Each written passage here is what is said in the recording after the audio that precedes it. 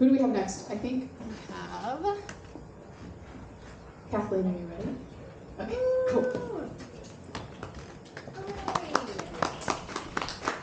You mind if I record? Hello. Hello. Okay, so this first one is one I wrote about the eclipse when it happened. You all remember that. It's called Infinitesimal. Let me tell you what it is like to sit in a field of strangers collected from California, New Jersey, Iowa, to put on tinfoil lensed glasses and await darkness, a cosmic holiday. It is quiet like the hitched breath of four lungs separated only by rib and skin and cloth, and above it is expansive, a cloudless, speckless sky save for the sun and her impending moon. I have never felt the pause of 200,000 bodies, never seen the upturned gaze of thousands waiting to witness the celestial scrape of two beings, a silent rock sent to surrender a massive flame.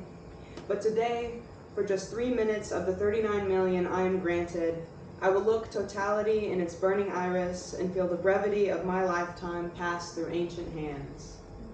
That's the first one.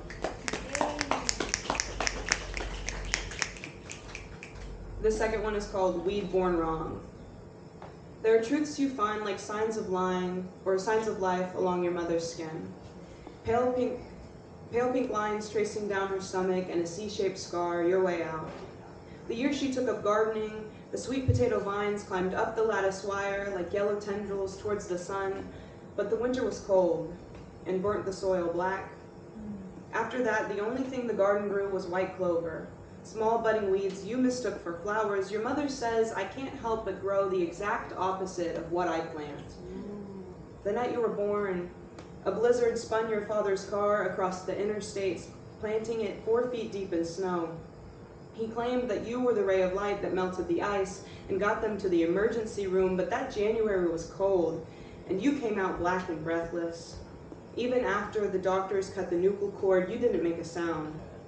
Your mother cried, but you didn't make a sound. Each time you hear this story, you wonder what she expected to grow from the seed that birthed you.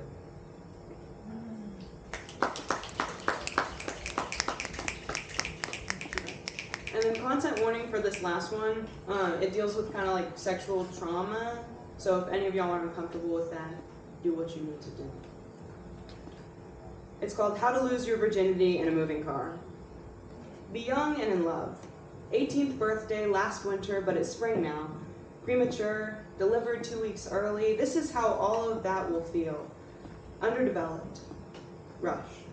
He will ask you to drive him out to the middle of nowhere because he doesn't have a license and doesn't see the point in learning things he doesn't care to use.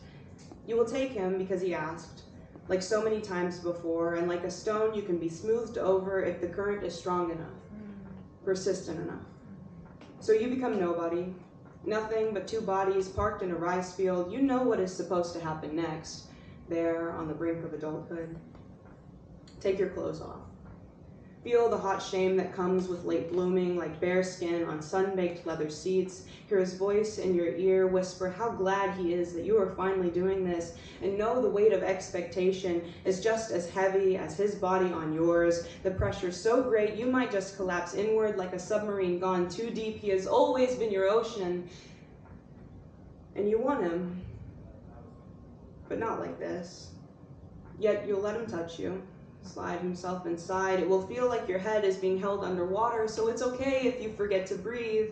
You said yes, so you have to see it through. Pay attention to anything but what is being done to your body. Don't look out the window because you are afraid of what you might see in the glass. Count how many times the car bounces and metal creaks. Close your eyes so it feels like hitting potholes instead of breaking waves. Try to forget you are naked and his shirt is still on. When it is over, he will tell you that it was a bad decision, a disappointment.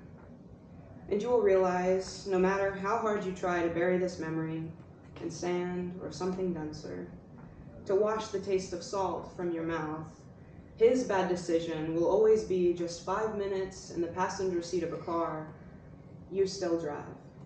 Thank you.